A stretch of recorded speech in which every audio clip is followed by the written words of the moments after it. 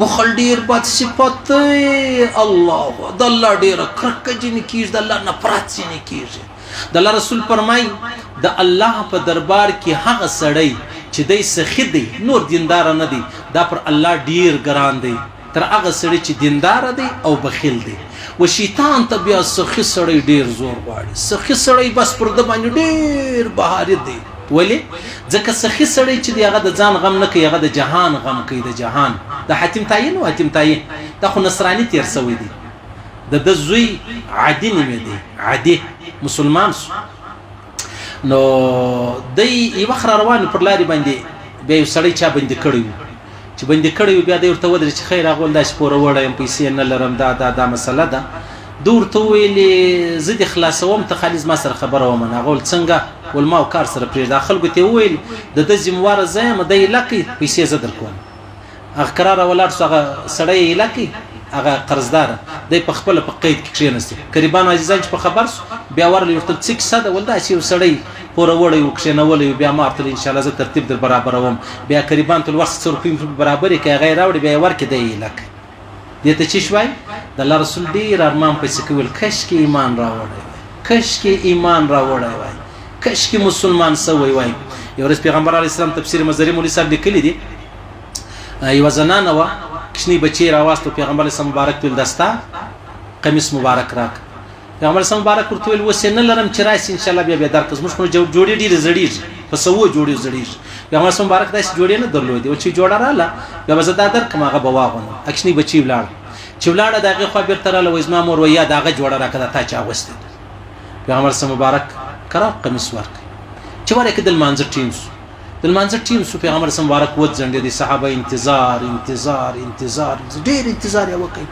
اخر کې معلومه سول چې پیغمبر علی السلام خو بیمار خو بنئ یا مسافر سوی خو به هم نه یا نو ول المنزل لره راځي عالی اور واستوي پیغمبر علی السلام مبارک ورته قمیص نه لرم بغیر د قمیص هم څنګه درووزم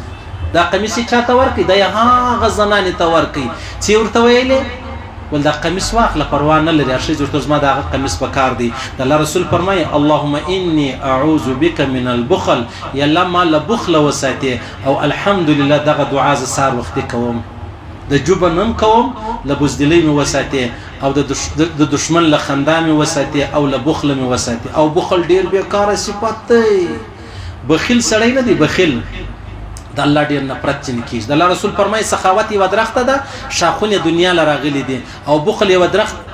سخاوت یو درخت په جنت کې ده شاخونه د دنیا کې دي او بخل چې دی یو درخت په جهنم کې ده کم چې بخیل دی هغه د جهنم د درخت شاخونه نیولې دي کم چې سخی دی هغه د جنت د درخت شاخونه نیولې دي بیا نو سخاوت نه دی د الله رسول دا خبري وکي بیا صحابي ول یا رسول الله نو وش لرم نفس لرم نه غوي لرم نه مزک لرم نه یو شي نه لرم ز چیش وکم نو زه چیش خیرات کم زه چیش سخاوت وکم نو خو یو شی نسته اخر کې دا ورته یا رسول الله زبد خپل ځان چې دی هغه وقف کم کچا ماته بد ویل پروا نه لري زبد هغه سخاوت وکم پر د خپل ځان به برداشت وم بس نور شي خو نه لرم سيسلو اللهم اني اعوذ بك من البخل دا دعام کوي یا الله له بخل مې وساته بخیل سړی چاله ډیری خپل بچان لري ډیری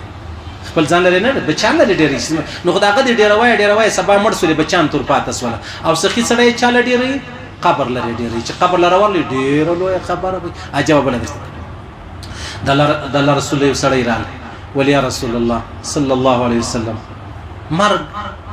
اڅ خن راکې ور ډیر ته خطا دي فن راکې ول ما خیال روپی ډیر لري ول و ډیر روپی لرم ول تداسي وکا د انسان زړه په خپل روپی پسې ورکی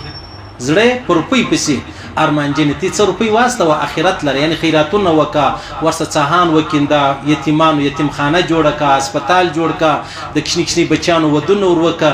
سيسو نو دا چې ته د نیک کار وکې ستا پیسې ولاړ ستا په قبر کې تا ته ولاړ به تا ته مرګ فندر کوي عجب خبره نه